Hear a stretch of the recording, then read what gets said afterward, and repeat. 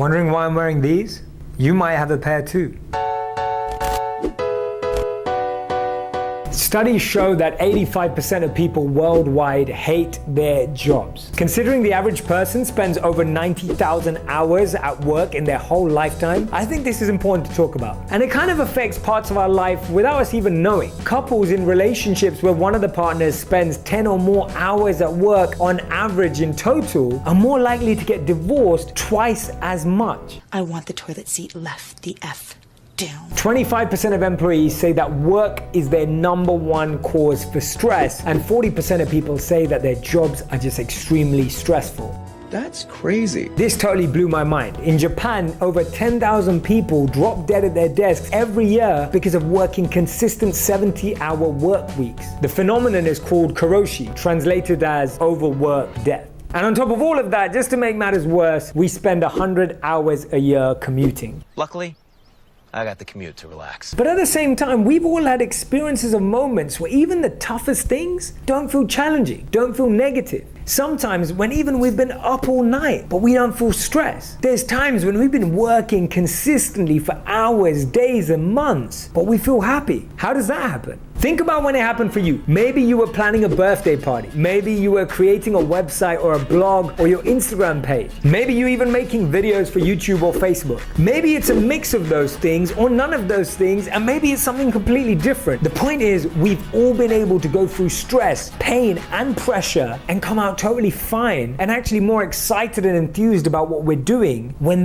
what we're doing is what we love. And that's why Kelly McGonigal in her book, The Upside of Stress, says that when you're doing something that you love, something that's meaningful, something that's purposeful, you're able to go and experience greater heights of stress than you ever have or thought possible.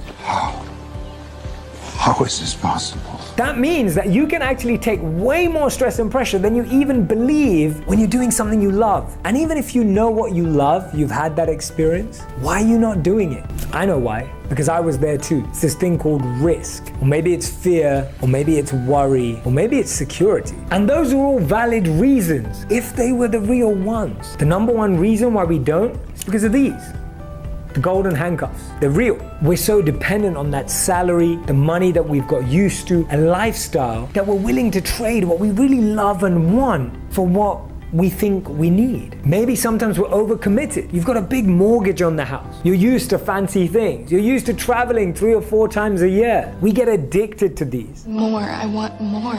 But let me ask you this. What if there was a possibility to start something with no risk at all and you were guaranteed to be successful in it? What would you do? What if you could quit your job? Not today, but soon.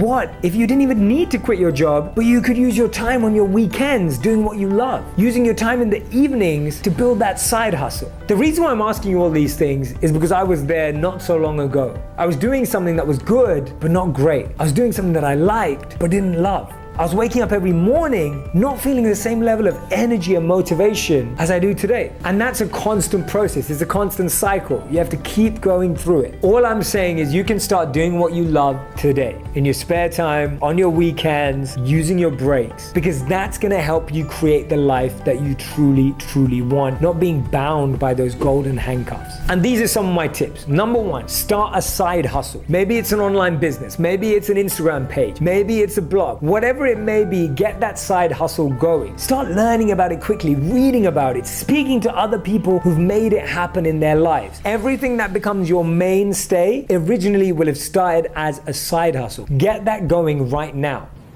Okay, I will. Tip number 2, don't waste your weekends and evenings on Netflix. Please use them to be creative, express yourself, connect and network with the right individuals. Go out to events, go and do a course, go and do an online course. There's so much access out there to knowledge. Use your time wisely to be educated more than just being entertained. And number 3, experiment and test. Experiment and test. Keep experimenting with new ideas, speaking to new people, getting people to be sounding boards, testing out things that you thought would work. Not only will you start seeing that you're learning a lot more, but you'll start seeing progress. And ultimately, that's all you need. We don't need to find perfection. We just need to feel progress. I am so grateful that you're watching my videos right now, and I hope that you're going to go on and watch so many more. But before you do that, make sure you subscribe to this channel so that you can find out about the videos as soon as they launch. Press the like button and leave a comment, and let's keep making wisdom go viral together.